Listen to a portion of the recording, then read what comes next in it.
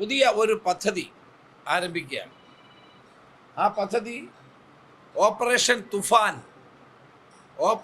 Toofan the narco hunt എന്ന പേരിൽ ഒരു പദ്ധതി കേരള പോലീസ് ആരംഭിക്കുകയാണ്.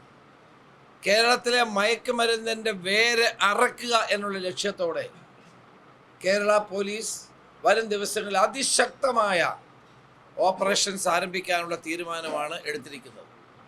ഈ operation Toofan the narco hunt വിജയിപ്പിക്കാൻ മാധ്യമങ്ങളുടെയും പൊതുജനങ്ങളുടെയും പരമാവധി സഹായം കേരള പോലീസ് ആഗ്രഹിക്കുന്നു. നിങ്ങളെല്ലാവരുടെയും സഹായം ഉണ്ടാകണം. നിങ്ങളുടെ ശ്രദ്ധയിൽ വരുന്ന ഏത് ഒരു വിവരവും തൊട്ടടുത്തുള്ള പോലീസ് സ്റ്റേഷനിൽ അറിയിച്ചാൽ അതിനനുസരിച്ചുള്ള ശക്തമായ നടപടി ഉണ്ടാകും. പ്രധാനമായും ഈ മയക്കുമരുന്ന് കേന്ദ്രങ്ങളുടെ ഉറവിടം കണ്ടെത്താനുള്ള പ്രവർത്തനങ്ങളായാണ് മുൻതൂക്കം നൽകുന്നത്. മയക്കുമരുന്ന് ഉപയോഗിക്കുന്നവർ, മയക്കുമരുന്ന് വിൽപ്പന നടത്തുന്നവർ, മയക്കുമരുന്നിൻ്റെ സോഴ്സ്, ഇത് പ്രചരിപ്പിക്കുന്ന ആളുകൾ, അവരെയെല്ലാം കേരള പോലീസ് നിരീക്ഷണത്തിലാക്കുകയും ശക്തമായ നടപടികളുമായി മുന്നോട്ട് പോവുകയും ചെയ്യും. Operation Toofan the narco hunt ഒരു വൻ വിജയമാക്കാൻ മാധ്യമ പ്രവർത്തകരുടെയും പൊതുജനങ്ങളുടെയും സഹായം ഞങ്ങൾ തേടുകയാണ്. കാരണം ഇത് നമ്മുടെ ഭാവി തലമുറയെ കരുതിയുള്ള ഒരു വലിയ ഓപ്പറേഷനാണ് കേരള പോലീസ് ഉടനടി ആരംഭിക്കുന്നത്. ജൂൺ 1 സ്കൂൾ തുറക്കുന്ന ദിവസം മുതൽ ഇത് ആരംഭിക്കും. അതിനാവശ്യമായിട്ടുള്ള എല്ലാ നടപടികളുമാണ് വിശദമായ ഒരു പ്രോജക്റ്റ് തന്നെ തയ്യാറാക്കി ആരംഭിച്ച് മുന്നോട്ട് പോകുന്നത്. അതിന് എല്ലാവരുടെയും സഹായം ഞാൻ വീണ്ടും അഭ്യർത്ഥിക്കുകയാണ്.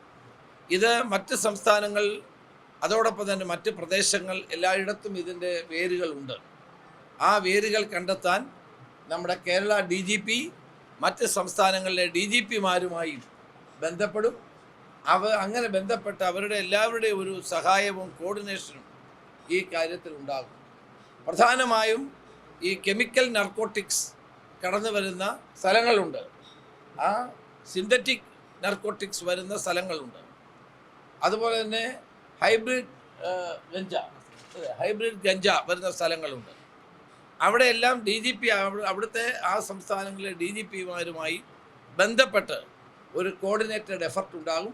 മറ്റ് ഡീറ്റെയിൽസ് ഞാൻ പറയുന്നത് ശരിയല്ലാത്തത് കൊണ്ട് അതിൻ്റെ വിശദാംശങ്ങൾ ഞാൻ രേഖപ്പെടുത്തുന്നത് പോലീസിന് രഹസ്യമായി ചെയ്യേണ്ട കാര്യങ്ങളാണ്. ആര് ഈ ഡ്രഗുകൾ വിൽപ്പന നടത്തുന്നു, പുകയില ഉൽപ്പന്നങ്ങൾ വിൽക്കുന്നു, അവരുടെ മേൽ കർശനമായ നടപടി ഉണ്ടാകും. ശക്തമായ പോലീസ് നടപടി ഉണ്ടാകും. ഒരു വിട്ടുവീഴ്ചയും ആ കാര്യത്തിൽ ഉണ്ടാകില്ല. സ്കൂളിൻ്റെ പരിസരങ്ങളിൽ പുകയില ഉൽപ്പന്നങ്ങൾ വിൽക്കുന്ന ആളുകളെ കർശനമായി പോലീസ് നിയമപരമായി നേരിടും. ഈ മയക്കുമരുന്ന് വിൽക്കുന്ന ആളുകളും ഉപയോഗിക്കുന്ന ആളുകളെയും ശക്തമായി തന്നെ പോലീസ് നേരിടാനും ഇന്നത്തെ യോഗം തീരുമാനിച്ചിട്ടുണ്ട്. അതിലൊന്നും ഒരു വിട്ടുവീഴ്ചയും ഉണ്ടാകില്ല.